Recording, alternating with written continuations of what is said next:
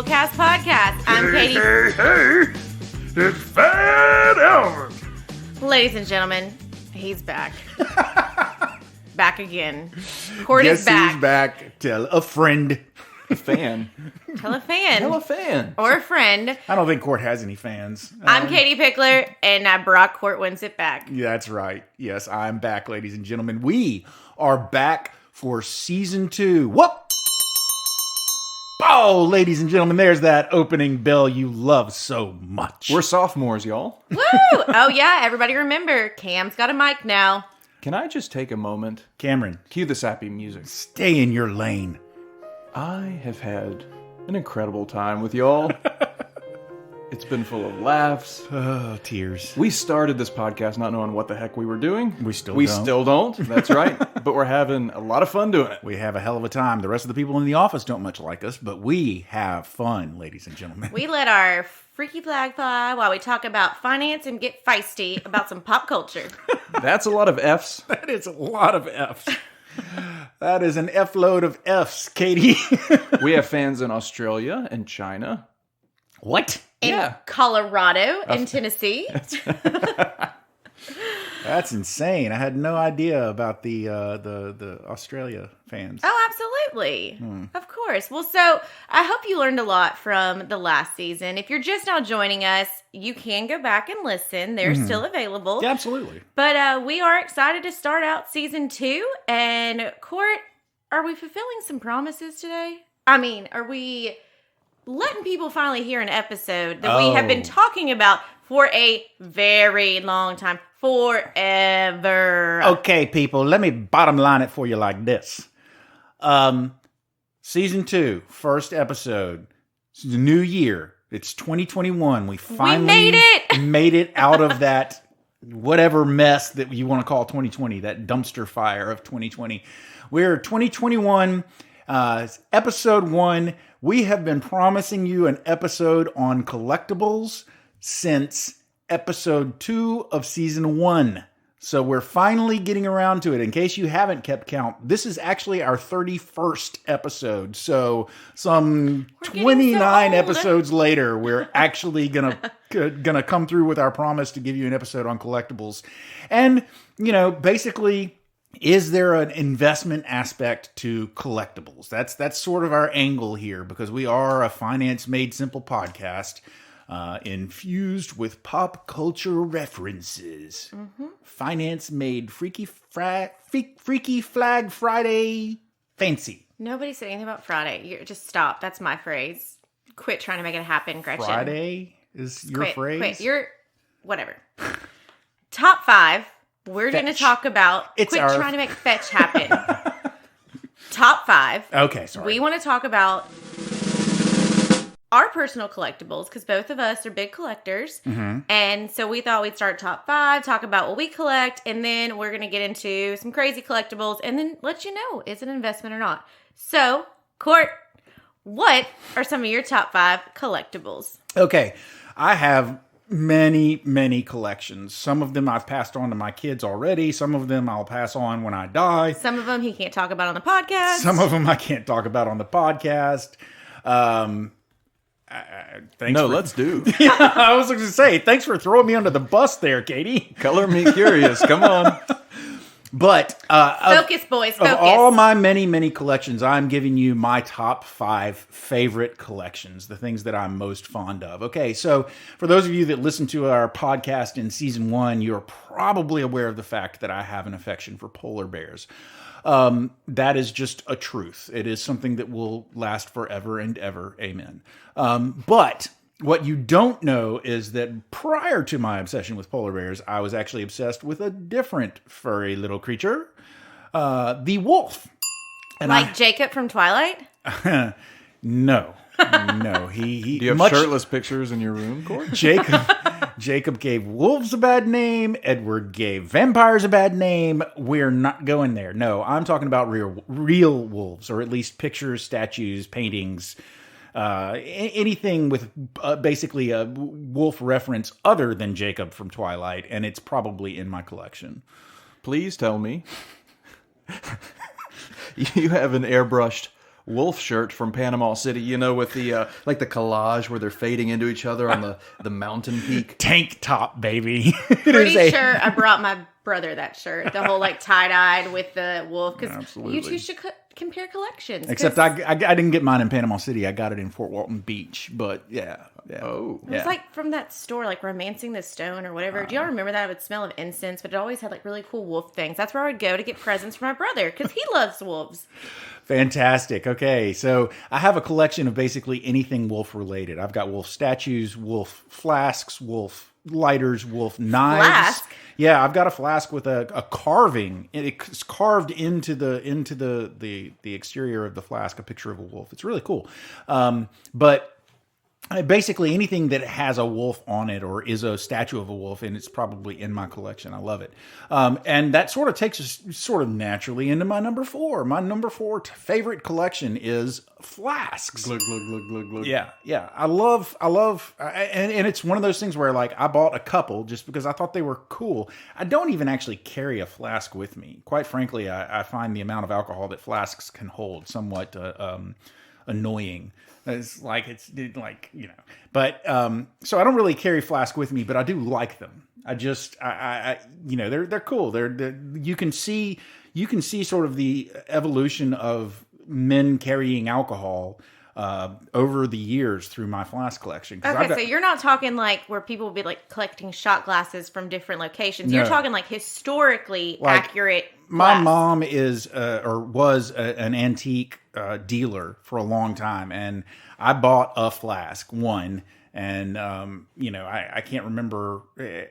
She probably said like, "Hey, why do you have that flask?" And I was like, "Oh, I think I'm collecting flasks." And she got it in her head. I was collecting flasks, and she started buying me. Whenever she came across an antique flask, she would get it for me. Now I also have new ones. I've got, like I said, the one with the picture of the wolf on it. It's actually, I bought it new. It was brand new out of a store. But I've got flasks as old as like 100 years old. And that's incredible. There's some really cool ones. We may have to post some of those pictures in our show notes, Cam. Consider it done. And then next, my next one would be number 3. Favorite collection of Court is lighters. So we're going on. Court's taking you down a path of sin and debauchery, people. Fire, wolves. Fire, wolves, alcohol. Flasks, alcohol. Yes, real man. So I have a collection of lighters. It started off with I bought a Zippo lighter. I purchased it. I was thinking that I was purchasing it ironically. I bought a Zippo lighter from the Elvis Presley gift shop at Graceland with Elvis's picture on it. And this was the first Zippo I ever bought. And much like with flasks, my mom said, "Gee, why do you have a Zippo lighter?" And I wasn't going to say, "Well, because I'm obsessed with fire and I like to light things on fire, Mom." So I was just like, "Oh, I'm collecting them now." And on a side note, that makes it easier. If you are a collector of something, gifts are so easy for somebody who collects stuff. That's true. These non-collector people, aka my husband, what do you buy him? I do not know. I don't know. There's some psychopaths out there who don't collect anything. That's crazy. That's just crazy. I'm married to one. What's wrong with you people? What is wrong? Okay, I'm sorry for interrupting. Continue. Yes, take me lighters. down Okay, what's the next one? So lighters, and then the next one. I guess we're to number 1. This is my favorite collection. This is the winner of all winners. No, I'm sorry. I've got 2 left. So the first thing I ever collected was die-cast cars. Die-cast metal cars. I'm a big car freak. Obviously couldn't afford the real thing, so I bought a bunch of die-cast metal models. Are these like of Hot Wheels? No. These are I think 12-to-1 aspect ratio. So they're about the size of a. They come in a box that's about the size of a shoebox, and it's all sorts of exotic cars, old, new. I mean, I've got them all. They're still they line the walls of my son's video editing room, his media room. Very nice. Yeah, and they're cool, and they're all kinds of cool cars. I wish I could collect cars like Jay Leno, but I can't, so I collect the die-cast metal cars instead. And then number 1 is, I mean, if y'all know me, then you know this is coming, but my top favorite collection is comic books, obviously. I have a huge comic book collection. I've been collecting since I was 10 or 11 or 12 or something like that, and so, I've still got them all boxed, bagged, and boarded. Okay, so there are my top 5. Please feel free to reach out to me and ask me questions about the wolves. I'll be happy to answer them. Katie, why don't you tell me about your top 5? Okay, if you ever come and visit us at Pickler Wealth Advisors, you will know that I come from a family of collectors. My mom, really, my dad. if you haven't come to visit us at Pickler Wealth Advisors, I think the question is, why not? So there is a lot of collections I've had over the years, and there is a lot that I will continue to have. And then when, certain family members pass away, which I hope is no time soon, I will inherit a lot of collections. But some of the ones that I don't know if they're necessarily my top 5 because I've had a lot. Let's go with, number 5. I am a huge collector of all things dance related. Dance was such an important part of my life. I danced for 15 years, and so I have a ton of paintings and pictures and figurines and stuff of all different kinds of dancer things and ballet shoes, and just it means a lot to me and brings back happy memories. So you will always see something dance related in my house. Number 2, I'm a big Disney fan. I know you're all rolling your eyes. You are. You know. But I do have friends that are more Disney fans than I am. No, you don't. Yes, I do. You couldn't possibly. So I collect. Although I wonder about David Pickler. I think he might be just as big a Disney fan as you are. Yes. He certainly likes the theme parks. But I'm definitely a bandwagoner of Disney collectibles. And so they've gotten smart, Disney smart, trying to make money. They create different theme things to collect each year. And so one of my favorite ones is they created these, they're actually ornaments, but I have them displayed. And they look like little high heels, but they're heels that represent each of the Disney characters. So it's like a heel inspired by Ursula or Edna from Monsters, Inc. or Sully or something like that. And they're very cool. Now, they would be even cooler if they were real size and I could wear them to work. Yes, I could see you having, all of a sudden, if you had real size shoes that you could wear to work that were Disney themed, all of a sudden there would be a day at work that was the Disney Shoe Day. Well, of course. That would happen. I could see you in glass slippers in a client meeting. Yeah. I mean, hello. Cinderella had good goals. We can all learn from that. Okay. Tell us your next. Number 3. So I grew up around Madame Alexander dolls. This was something that my dad and mom did for me. It was from when I was a baby. I had the Madame Alexander doll baby dolls. And then for birthdays and Christmas and big accomplishments, I would always get a doll. And so I would keep collecting them. And they would be, graduation themed or dance themed. And I loved them very much. That's tough for a kid to have Madame Alexander dolls, though, because those are look, don't touch. Well, so in my family, and I realize this is a family phrase because I thought other people said it and they looked at me like they had no idea what I was talking about. We actually called them look-upon dolls. So mom had these gorgeous, like, Princess Di dolls, and I had my Madame Alexander. So they were dolls that you looked and didn't touch. You just looked upon them. And then you had your play dolls. That explains why in your notes, I'm looking over at your notes, and it says, look upon dolls. And I was thinking that you were going to have a whole section that was like, ladies and gentlemen, look upon dolls. And I was just waiting for it. So that explains. No, it's, and it was like American Girl dolls. I had a certain American Girl doll that I could play with, but I still had to play gently with it. Like I could change her clothes, but I couldn't, I still had to keep her integrity, like not mess her hair up. Yeah, see, my daughter did not have Madame Alexander dolls. She had American Girl dolls, and I hate them for a reason. First of all, they're about, 6-7 times as large as Madame Alexander, which means that if you've got more than a few, they take up a lot of space. And secondly, you can take the hair down. And it never goes back. It never goes back. It drove me absolutely crazy. Kirsten's braids. First thing out of the box, my daughter gets Kirsten and takes those braids down, and she was just never the same. Kirsten was never the same. Thank you for joining our TED Talk on dolls. Okay, next. Moving on. My next one, sports memorabilia. So I really think this started out on my dad had so much sports memorabilia that my mom was kind of getting on to him about it, that he's like, oh, well, no, I'm giving this to Katie. And so that's where I started getting. I'm a Dallas Cowboys fan and a St. Louis Cardinals fan. So I've got a lot of Cowboys and Cardinals related baseball bats and balls and football helmets. And starting to get my own collection now. I did marry a Braves fan, so I've got to, Oh, if you Lord. come in my house, you can see like the Braves stuff is like hidden up on a shelf. The Cardinals stuff is loud and proud, baby. It's up everywhere. So it might be a little biased. Sorry. My last one would generalize be memorabilia. I love especially movie and TV show memorabilia. I was going to say, can you narrow that down a little bit? Because like that's like saying my last favorite collection is collectibles. Well, so it's one of those like growing up, I loved Marilyn Monroe, and I still do very much love Miss Monroe. I actually named my cat Monroe after Marilyn Monroe. But I have a very cool picture, and it is the mugshot of Marilyn Monroe, but it's got her with DiMaggio last name because of Joe DiMaggio. So there's merging my Marilyn Monroe love and sports. But the coolest memorabilia is, I've got some movie posters by Charlie Sheen from Major League. So again, baseball movies. Yeah. The coolest one is definitely my Alice Cooper signed skull. And he came to the Orpheum in Memphis, did a concert. We had front row.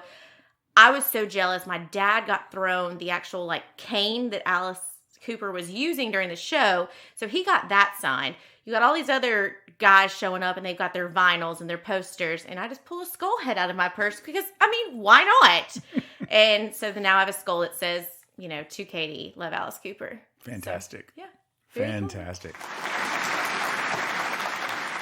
All right, so we've told you our collectibles, but let's actually get into our phrase, meat and potatoes of this episode. Are collectibles a good investment? Are collectibles a good investment? I don't know, Katie. Tell me. So from a financial perspective, it is best to view a collection or collectibles as more of a hobby than a way to make money.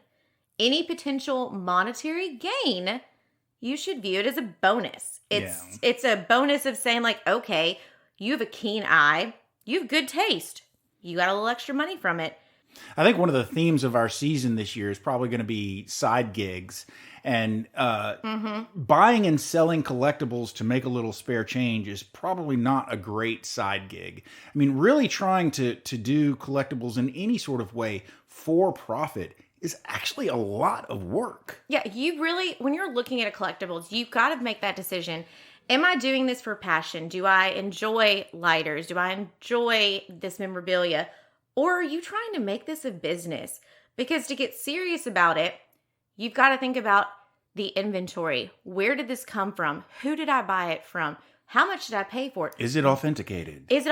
What condition is it in? And then from that, if it is something of value, insurance, appraisals, properly storing it. Oh, yeah. And that's Think just about dollar sign, dollar sign, dollar sign. Environmental controls for stuff.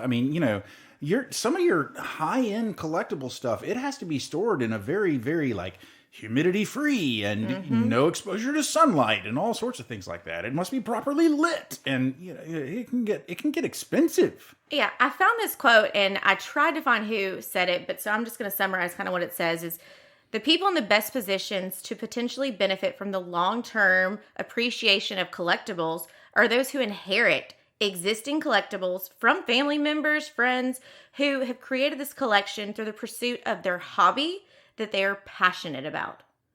So that was the key of it. Somebody was passionate about this and they inherited it. And it was kind of an accident if there was value to it. So, spoiler alert, if you're thinking about undertaking some sort of collection as an investment, it's probably not the best investment unless it's something that you really love aside from its financial value. Yeah. If it's a collection of something that you actually take joy from for reasons other than just you hope to make a buck. So let's have some fun with it. Let's talk about some of the top 10 most valued type of collectibles. Okay, number 1, the fine arts. So this is not your local artist around the corner. This is if you've got a Van Gogh and so purchasing statues and paintings and exactly, stuff like that. Exactly. Coins, rare coins. Absolutely. This is something that coins and the next one stamps. We're not talking Franklin Mint coins here. No, this is not like those TV ads you would see and it's like, you can too have this. Okay, well, you and every other sucker sitting on his couch bought those. Whoa, now, Katie, we may have some listeners that actually like that stuff. They're not suckers necessarily. Okay, it's not suckers because my dad, I think, gave me some of those because it was cool. It was going to be a cool thing. Yeah. But yes, we're talking about like those old German coins or Russian, like different kinds of things that are historic that more than likely you found sitting in your grandparents' or great-grandparents' house, and you decided to actually get an appraisal and figure out how much they were worth. And even with that, it's, if you ever look back at some of these, it's all about, was it a misprint? You know, who's willing to pay for this? There's a lot with that. But coins and stamps kind of go hand in hand. Yeah, I do think of stamps when I think of coins for some reason. I don't collect either, but I think stamp collections and coin collections. Yeah. Thoroughbred horses, you know, that's a collection. Having horses. You know, I guess the people that really are into horses, they probably do have a collection, but it's kind of funny to think of having a collection of live animals. Yeah. Yeah, but it's part of it. Okay, jewels and gems. Here we go with Miss Marilyn Monroe. Diamonds are a girl's best friend, baby. Dang it, you stole my line. I know. That's what I do. Men grow cold as girls grow old. So, yes. So, of course, if you've got like the Liz Taylor diamond, I mean, crazy things, you know, the heart of the ocean, going back to Titanic. Yes, dear. Well, what about the Fabergé eggs? Oh, yes, the Fabergé eggs. Yes. Or an exhibit they had in Memphis that was about Russia, and they had, you know, Fabergé egg replicas. And dear, do you collect Fabergé? Well, with that, you've got exotic cars and classic cars, which Jay Leno is a huge, huge collector of this. Huge, yes. You know, a little known fact, apparently it must be something that goes around in the late night because Dave Letterman collects cars too. So, you know, apparently guys that they can continue to compete, right? Yeah, I guess so. So, crazy. At what point does a vase become a vase? Like, what's the price point? Well, funny you mentioned that because alert. Chinese porcelain is another very valuable thing. Segway. Boom. Look at you go. That's my mom tells a story. Of course, there's 3 vases, whatever, in their living room at their house. There's 3 vases. I thought the 2 matching ones were the really expensive ones, and it's really the singular one that was the expensive one. And when they got it, it wasn't that expensive. They found it in this old dusty little shop. They went back when I was a baby, so many, many moons ago. It was dusty, covered up, and they're like, the lady's like, I didn't even know that was back there. Sure, I'll charge you this. And it wasn't until they were leaving to come back that it turned out they did some research and found out, oh, that was worth a lot. And so it's one of those, like, don't touch that. I'm more scared of it. Like, I don't want to get near it. I don't even know if I want them to give it to me because I'm scared I'll break it, and it's bad. Some people collect wines, especially if you can afford to build an entire room onto your house so that you can have a room to store them in because you're going to need a wine cellar. And you got to put it somewhere where some idiot's not going to walk in and be like, hey, go, oh, have whatever you want. And then they go and get the wine that's sitting up with the $200,000 shrine. bottle of wine, yeah. Because they don't realize, oh, you don't drink that. Which, again, it's like, why get alcohol if you can't drink it? And then the last part, last one of the like major collectibles that are valuable is timepieces. Yes. Which us common folks, watches. Yeah, obviously. I guess it could also be like grandfather clocks, cuckoo clocks. It could be, but the watches mainly. Like Neil Armstrong, the watch that he wore when he took his flight into space. You don't think about Neil wearing a watch under that big giant Stay Puft Marshmallow Man spacesuit. Apparently he did. On. That's cool. And Robert Downey Jr., he apparently is a huge collector of watches.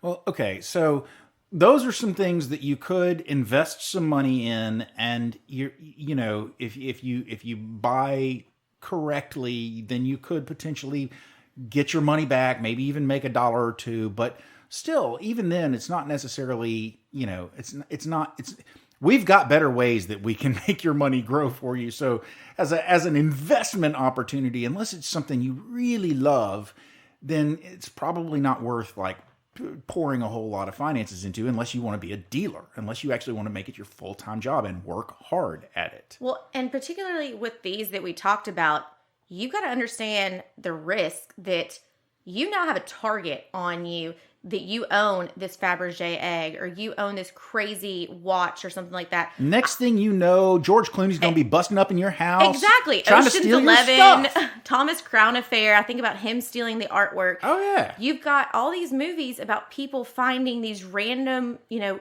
rich people that have these things. And those, most of the time, they have crazy security systems and all of that. But there's still someone, that's their challenge. They want to get that. So if you're taking this on, there's a lot of risk with it. Yeah, you're going to need insurance. You got to have climate controlled rooms. You got to do, I mean, it's expensive to collect expensive things, but that's really not my wheelhouse. I mean, I'm all about avoiding that risk. I'm all about I like to lean into my geeky side? Yep, exactly. So there is a lot of geeky collections, and I think a lot of people can relate to these that have potential to make you millions, but there's caveats with everything. It's stuff that I tend to be more passionate about this stuff. So, I mean, if I'm going to collect something, it's going to be because I love it. So that's why I collected, comic books for so long, because it was something that I bought and I read.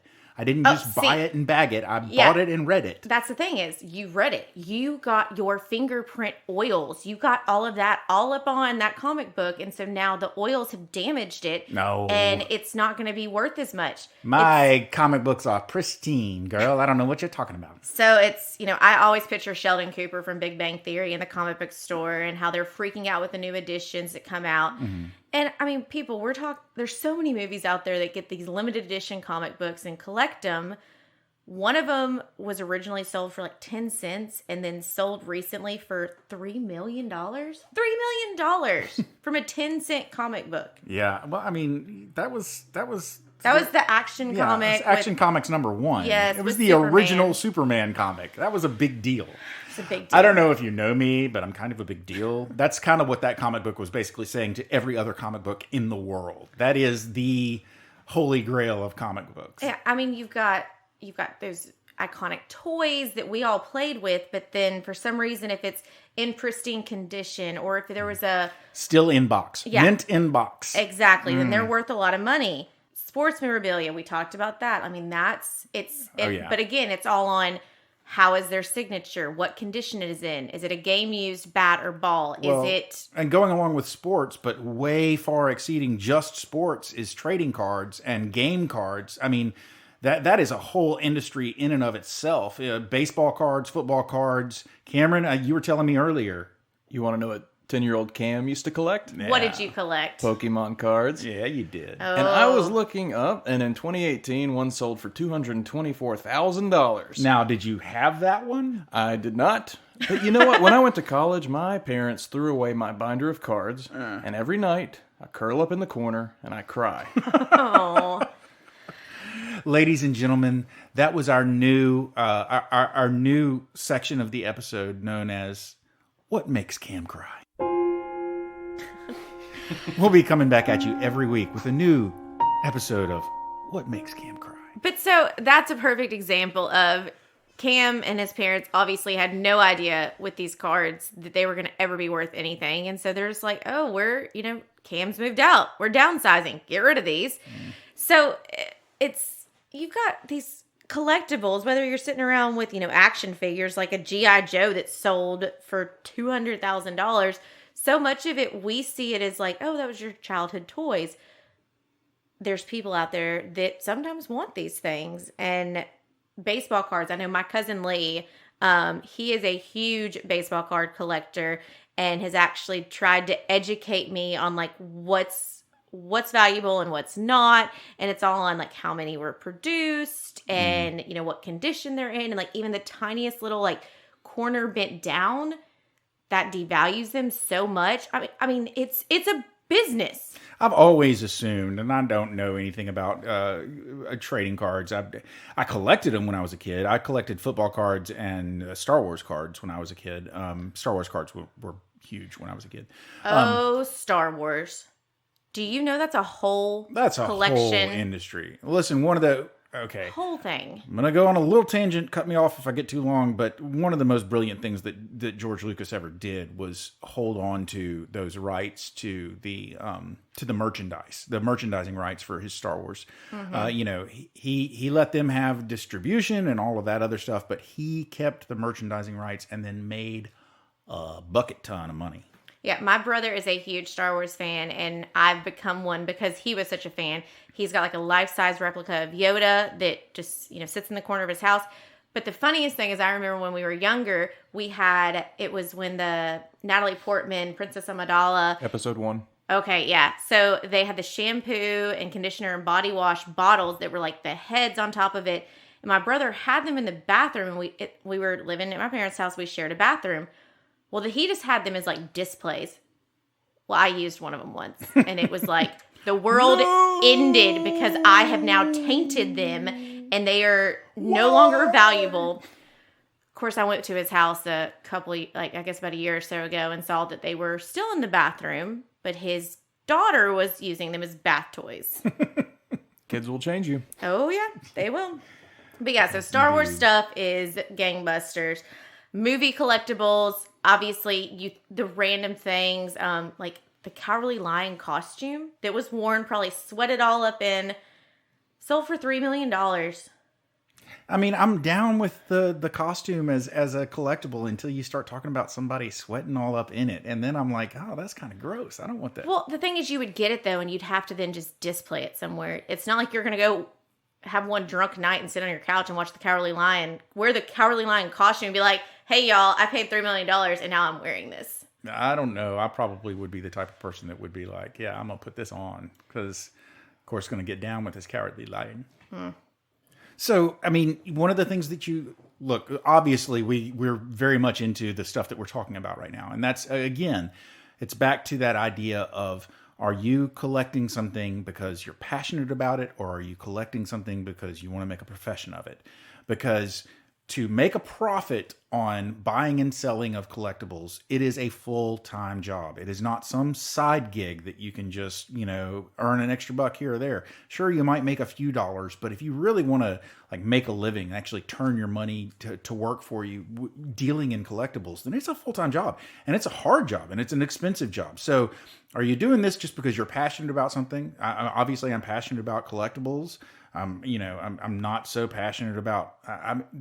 There are a couple of artists that I really like their paintings that I wouldn't mind having on my wall, but I can't afford. So, I'm not real passionate about fine art or anything. Not real passionate about baseball, but you are. So that's something that you collect. So if it's something you're passionate about, then again, I think we said this earlier, but if you're collecting something because you're passionate about it, then you enjoy it for just having it and possessing it, and maybe you pass it on to your heirs. The fact that it might turn a profit someday is just a fringe benefit. It's just a cherry on top. Yeah, it's so much of it. You need to look at it as it is a hobby. It's something that tells a story and that means something to you. But I will tell a story. I had a close relative that he collected Playboy magazines. Sure. And I'm talking, I know of a man or two that have. I'm talking like had pretty much every one published, had all of them. Wow. And now I don't know the condition they were in. I mean, I feel like they were pretty pristine, but it's one of those when he passed away, another relative came in and took them and got rid of them very quickly for nothing. And that's one of those where not that I care about Playboy. I don't really know much about it. I mean, I know about Hugh Hefner and stuff like that, but that's something where it would mean more to look at it and investigate the value, seek out someone to help find somebody who is interested in these and turn a profit if you wanted to, or hold on to them because it is more of like a reminder and an heirloom. Yeah, exactly. Yeah. Nostalgia. And so I think that's so important of if you are collecting stuff and it's passionate and means something to you, then tell the story, whether your heirs that you give it to in your estate plan, or if it's just a unsaid thing and you're giving it to them, maybe at least educate them on the value of them. Not that you're ever going to sell it, but just in case they ever want to sell it, that they understand that this isn't just something you lump in with other stuff, that it does have value. If it's something you're passionate about, but maybe the people that are going to inherit it from you are not passionate about, then it does help to let them know what it's about. And listen, I've drawn up many, many wills and trusts that discuss in detail a person's whatever collection and what should be done with it, and how it should be treated and how it should be sold if it's going to be sold. And so keep in mind that if you're on the other side of that, if you're a person who is receiving this collection, maybe it's not something that you're passionate about, but chances are it's something that whoever you're receiving it from was passionate about. So, respect that, look into it, sort of try and find out what it was what the value is, what it meant to them. If you don't want to keep it, then that's fine. But if there's a value to it, then certainly don't just discard it. So while investments wouldn't necessarily be the right way, collectibles wouldn't necessarily be the right way to invest your money for a profit for yourself, it's also not something that you just want to toss away. Well, and we talked about the risk of having these valuable things and having a target on you, but there's also the risk that collectibles are something that the market is very volatile. It is greatly influenced by pop culture, by trends, by shifting, personal things, and even politics. That something that was so valuable and wonderful one day is not the next. I keep getting reminded of Beanie Babies. Mm-hmm. Beanie Babies was going to be the biggest thing. We all were going to get so rich off of the Beanie Babies. And really, I think today, the Princess Diana Beanie Baby is the only one that is still has somewhat of a market. Mm-hmm. And it may even be that eBay just has crazy listings and no one's actually buying it. I can't help but wonder if my Princess Di Beanie Baby isn't up in the attic at my parents' house somewhere. And it could be. There's a Princess Di on eBay right now for $665,000. That's crazy. Goodness gracious. I owned one of those. Yeah. I owned one. England's Rose. It had the little rose on the. I had a Princess Di Beanie Baby. What? That's crazy. Well, and it's you think about some of these books you get and collect. Like, okay, I gotta throw this one out there, Court. I thought about you. Harry Potter. Love it. There's Harry Potter book. Love it already. First edition. Tell me the story. Went for $40,000. Spill the tea. Went for $45,000. What? But see, then Harry Potter for you, and then F. Scott Fitzgerald, The Great Gatsby for me. That one. Oh, my lamb. Did y'all see the shade she just threw at me? She's like, you get the children's book, and I'm going to take the intellectual fiction literature. Great Gatsby with the perfect dust jacket. Of course, it had to be in perfect condition. Does not look like the, Fitzgerald and the Kennedy's book that I have that's falling apart, but I actually love because it shows that it was well loved. But so this Gatsby book that was in perfect condition went for $400,000. I prefer my books not well loved. That's just weird. So there's a lot out there. There is collectibles. You've got to decide what you're going to collect, what's important to you. I mean, you see these Pawn Star shows and you see these Antique Road shows. And really a lot of times what happens is these sellers can kind of smell it. They can smell that someone is just trying to make a quick buck off of something versus they understand the passion. And I do want to throw it in there. Like, we do have some clients that are collectibles of like cars, and they'll rebuild them or they'll do whatever it is. And sometimes they do have to sell them. And so it's one of those, you can usually tell the passion behind it of like, I really don't want to get rid of this, but I know that this is the best because I need to help a grandkid go to college or something like that. And so I think it's when you're looking at collectibles and you're collecting, you look at it as, what do you love? What are you passionate about? And yeah, it'd be great to figure out it's worth something for like your internal bragging rights. But if you're trying to collect to actually make a profit, that is a business. That is your blood, sweat, and tears trying to find the people that see it as value. So basically what we're telling you is, obviously, if there's any financial advice to be had from this episode, it's go out and start a comic book collection, because obviously comic books are awesome and nothing else is. Yeah, no. Unless you're going to have everything set up to take care of them and make sure they're right and that you have those buyers lined up. Now, if you want to collect comic books because you think they're cool and they're awesome, I'm not knocking them. I think they're great. I don't knock that my cousin collects baseball cards because I think it's awesome. He's passionate about it. He loves it, and he's found a niche of people that he can trade back and forth with. And it's a fun hobby for him doing that. Yeah, do something you're passionate about, and don't. I mean, bottom line is really I personally just wanted to do this episode to talk about comic books. But do something collect something that you're passionate about. I mean, I love having the collections that I do, and I almost get a little bit OCD about the whole thing. Like just in terms of the way that I collect things, and when I start collecting something, I almost become like really, really laser focused on that thing. Because you're doing it for pleasure. Yeah. I mean, that's really what it is. Yeah. So do something, collect something that you're passionate about. Collecting is just like any other passion.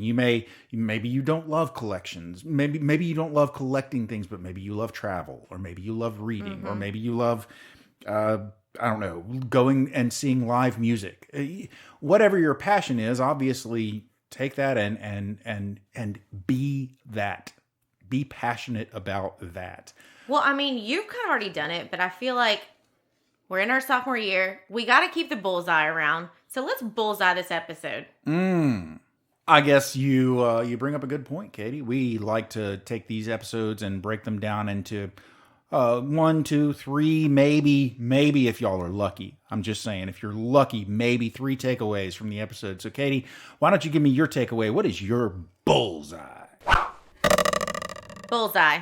Figure out why you're collecting it. Are you collecting it because it feels good and it's your passion and you enjoy what you're doing? Or are you trying to make money out of it? Figure that out, and then that will guide you on your path you need to go to.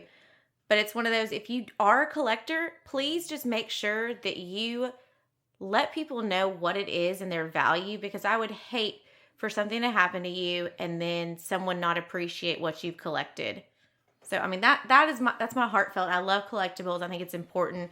I think it tells a story, and I'm very passionate. One thing I didn't mention is my grandmother, she's a Campbell, and everything that I see Campbell soup related reminds me of her. And so for the rest of my life, I will always collect Campbell soup things because it means something to me. It doesn't matter if it's value or not. So that would be my bullseye. Court, what about you? Ladies and gentlemen, that is Katie's bullseye.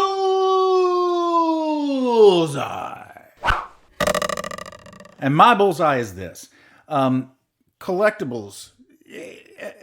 Basically, Katie found somewhere on the interwebs, I think it was CNBC, that somebody said basically, financial advisors, 4 out of 5 financial advisors agree that if you are into collectibles, then it shouldn't probably make up more than 5% of your net worth. So but at the most 10. At the most 10. So you've got kind of a target there where, don't have all your money tied up into this, no matter how obsessed you are about it. But again, pick something that you're passionate about and have fun with it. The whole reason that we did this episode is because there are some things out there that we love and that we love to collect. I like to have around my house because I like to look at it. And so do it because you love it, but make sure that you've got your priorities straight, and that you as we said in our very first episodes last season, make sure that you've got that savings, make sure that you've got some investments, make sure that you've got because investments, investing in collectibles, you're not going to just be able to go out and turn that into cash tomorrow. That liquidity is not there. That in terms of levels of liquidity in collectibles is like, you got to find the right buyer. So have your priorities straight. But, if you love it and you want it, then absolutely go forth and collect. Bullseye. Katie, what was that noise? What was it? Closing bell. Ladies and gentlemen, closing time. That was the closing bell. You have made it to the end of possibly your first or maybe yet another episode of Bullcast Podcast. Hopefully not your last. Hopefully not your last. Ladies and gentlemen, if you liked what you heard, then please feel free to go to your favorite subscription service and subscribe to Bullcast the Podcast. Leave us a comment. We love to hear what you have to say. We'd love to get some feedback on what's working for you and what's not. Also, you can reach out to us on Twitter. Our Twitter handle is @BullcastPodcast. And if you'd like to see some pictures of me and or Katie, I don't recommend it, especially not of me.